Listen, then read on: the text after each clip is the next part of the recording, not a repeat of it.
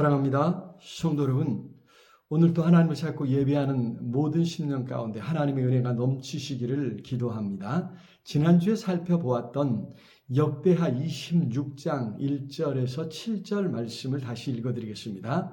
유다 온 백성이 나이가 16세 된 우시야를 세워 그의 아버지 아마샤를 대신하여 왕으로 삼으니 아마샤 왕이 그의 열조들의 묘실에 누운 후에 우시야가 엘롯을 건축하여 유다에 돌렸더라. 우시야가 왕위에 오를 때에 나이가 16세라 예루살렘에서 52년간 다스리니라. 그의 어머니의 이름은 여골리아요 예루살렘 사람이더라. 아멘. 3절까지만 읽고 7절까지 말씀을 살펴보려고 합니다. 자, 우시야가 왕이 되었습니다. 아주 혼란스러운 상황에서 왕이 되었는데 아직 어리다고 할 수 있는 16세에 전쟁이 일어나서 수많은 사람이 죽고 아버지 아마샤 왕이 그만 포로로 끌려가 버렸습니다. 자, 왕이 되어서 어찌어찌 해서 10여 년 흘러서 26살이 되었을 때 아버지가 돌아왔습니다. 한창 혈기왕성할 때죠. 뭔가 의욕이 넘칠 때입니다. 그런데 아버지의 존재, 아버지가 돌아왔단 말입니다. 어떤 의미로 다가왔을까요? 그러다가 또 15년이 흘러서 41세가 되었을 땐 아버지가 그만 암살을 당하고 만 것입니다.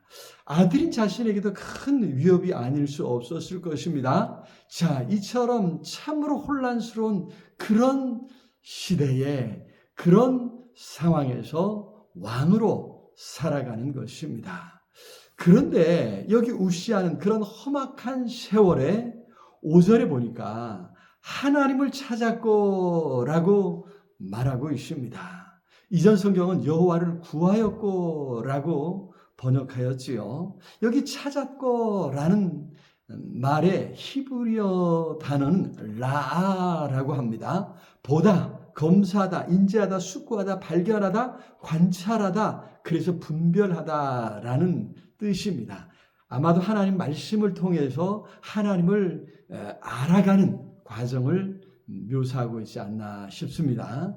자, 그런데 그 다음에 또 비슷한 단어가 나오지요. 그가 여호와를 찾을 동안에는, 그렇게 여호와를 찾을 동안에는 이런 의미가 있는데 사실 우리말에는 똑같은 찾다, 찾을 이런 단어를 썼지만 히브리어는 좀 다릅니다. 두 번째 찾을이라고 하는 단어의 히브리어는 따라쉬라고 하는 조금 더 행동으로 나타나는 것을 의미합니다. 밟다, 자주 가다라는 뜻에서 뭔가를 따르다, 추적하다.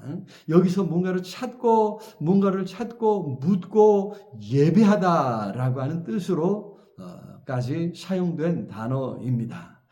사실 조금 앞에 스가랴를 소개할 때도 밝히 아는 스가랴라고 했는데 이때에도 여기 따라쉬라고 하는 말을 사용하고 있지요. 자, 우시야가 스가랴의 인도로, 스가랴의 지도로 라하 하였더니 무언가를 열심히 찾고 또 보고 관찰하고 그래서 숙고하고 인지해 갔더니 그 결과로 스가랴와 우시야가 똑같이 따라쉬했다는 것입니다. 뭔가 자주 찾아가고 따르고 그래서 묻고 하나님을 예배하는 삶을 살게 되었다라고 하는 그런 말씀입니다. 여러분 한번 생각해 보십시오. 우시야는 그 혼란스러운 시대에 어떻게 이렇게 하나님을 찾고 더 나아가 하나님을 따르며 예배하는 삶을 살게 되었을까요? 그리고 그 결과는 어떤 결과가 주어졌을까요? 사실 오늘 이 말씀을 살펴보는 것은 우리의 상황도 너무 혼란스럽다는 것입니다. 지난 한 주 너무나 많은 눈이 오고 강력한 한파가 몰아닥쳤지 않습니까? 그런 가운데 또 비상계엄 선포로 인한 탄핵 정국의 혼란스러움도 계속되고 있습니다. 무엇보다도 참으로 무엇이 옳고 그른지 그 기준이 허물어지고 있는 온갖 이상한 말들로 자신들의 실수를 덮고 있는 이런 상황이어서 사람들이 자신의 마음을 정하지 못하고 매 순간 어찌 되었나 염려하며 뉴스에 귀 기울이는 이런 상황을 겪고 있습니다. 그런 가운데서도 반가운 소식도 있었죠. 아시안 게임이 시작이 되었는데 첫날 우리나라는 금메달을 무려 7개나 땄다는 반가운 소식도 있었습니다. 한마디로 롤러코스터를 타고 있는 것 같지 않습니까? 우리는 이런 혼란스러운 시대를 어떻게 극복하고 어떻게 믿음으로 잘 살아낼 수 있을까요? 이런 질문을 우리 마음에 담고 오늘 말씀을 살필 때 성령께서 함께 하시고 우리를 바른 길로 인도해 주시기를 기도합니다. 첫 번째로 우리는 우리 자신의 한계를 인식하는 가운데 항상 하나님이 지켜보심을 인식하며 살아가야 될 줄로 믿습니다. 여기 4절에 그랬죠. 여호와 보시기에 정직하게 행하였다 이야기하고 있습니다. 우시아는 늘 하나님의 눈을 의식하며 정직하게 살았습니다. 그도 그럴 것이 우시아는 아버지 아마샤는 포로로 끌려갔습니다. 급한 빈자리를 채워야 합니다. 또 아버지 아마샤가 다시 돌아왔습니다. 누가 왕일까요? 애매한 상황이지요. 자, 이러한 모든 상황에서 우시아는 정말 조심스럽게 살아갈 수밖에 없었던 것입니다. 하나님의 눈을 의식하며 살았다고 하는 것입니다. 흔히 통제되지 않는 권력이 위험하다 하지 않습니까? 누군가 눈치를 보지 않고 함부로 휘두르면 권한이 크면 클수록 더 큰 사고를 칠 수 있고 더 많은 사람에게 피해를 끼칠 수 있다라고 하는 것입니다. 오늘 우리나라가 그렇지 않습니까? 오늘 교회도 마찬가지입니다. 더 나아가 오늘 우리 자신도 누군가 하나님께서 지켜보신다고 하는 사실을 인식하면서 정직하게 살아갈 때 하나님의 은혜가 넘치게 될 줄로 믿습니다.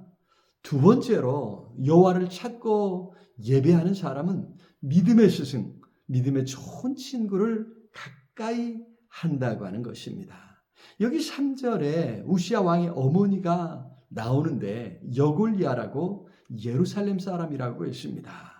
여골리아라고 하는 이 이름의 뜻을 보면 여호와는 능력이 있으시다.